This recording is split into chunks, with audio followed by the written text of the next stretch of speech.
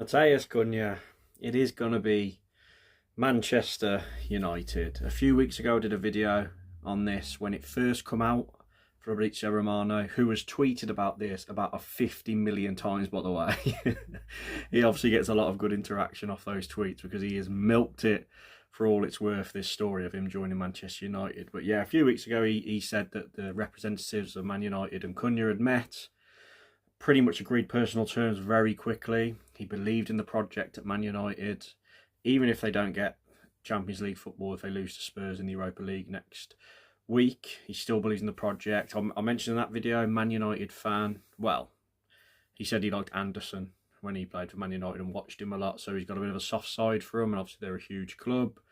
Arsenal have always been linked heavily with Matheus Cunha. They was in January. They have been again, but apparently because Man United are offering 80 million euros, which is 74 million euros, to trigger that 62.5 million release clause.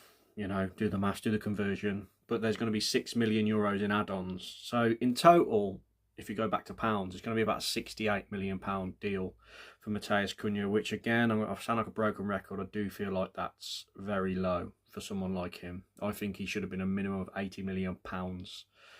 But at least we're going to get some money for him. And to be honest, is it going to be a big mistake? I've said it a lot of times. I think it will. I think he's walking into a toxic environment at Man United. It's not the club it was. I can't believe they're down so far in the league as they are at the moment, a bit below Wolves, for God's sake. And it just seems like a club that's going to take years and years to fix. And with his attitude, if things don't go his way, as we've seen, he can throw his toys out the pram. And I just don't know if it's going to be a good match. But Amorim has been a big admirer of him, especially this season. And I get it. And just on his attitude, look, to be honest, since he had that meltdown on Instagram where he put on the screen post on his story about it's his dream, not yours, calm down everyone. He had that spat with fans and talking Wolves in particular, in the Wolves community. Since then, to be fair to him, he come back after his banding against Spurs, come on, scored second half. He's done well. I know he had a bit of a blip against Brighton, give the penalty away, got booked, double jeopardy rule, as it probably would have been a sending off. He gets pulled off on 59 minutes, but that's because Vitor Pereira, that's the new thing he does since the João Gomez red card against Arsenal. But yeah, he's got his head down. But in saying that, there is reports out there that behind the scenes, the vibe is that he will be really annoyed if he does not pick up the Wolves Player of the Season and Players Player Season award. So his ego's still there, but let's be honest, as a Wolves fan, and I'm sure Wolves fans watching this, we won't be voting for Matheus Cunha. His involvement this season in keeping us up has been incredible. There's no doubt about it. But we did have most of that winning run recently without him. So yes, his goals this season, 15 Premier League goals, 17 goals in all competitions, some really good goals in there as well, has been extremely helpful. And since the beginning of last season, I thought this was an amazing stat. He's had 40 goal involvements for Wolves.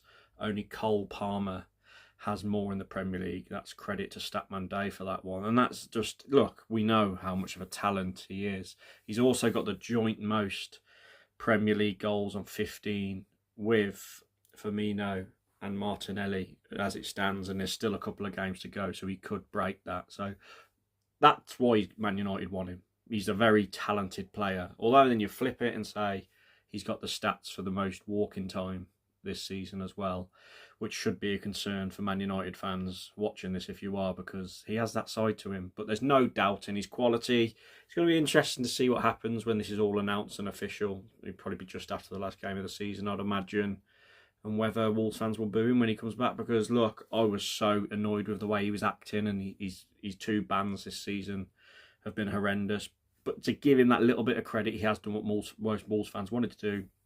Kept his head down for these last few games and just done his talking on the pitch and given his all for Wolves, who he says he loves and he's grateful to for rebooting his career after he struggled at Atletico Madrid. But yeah, it's interesting. I'll be completely honest, I've still got a bit of a bad taste in my mouth with the way he's been. There's no doubting, I've said it numerous times, he's the most talented footballer I've ever seen in a Wolves shirt in terms of raw ability, and I just think it's a big mistake going to Man United though. If I was him, I would have gone to like Arsenal, purely because you want to be fighting for titles, don't you?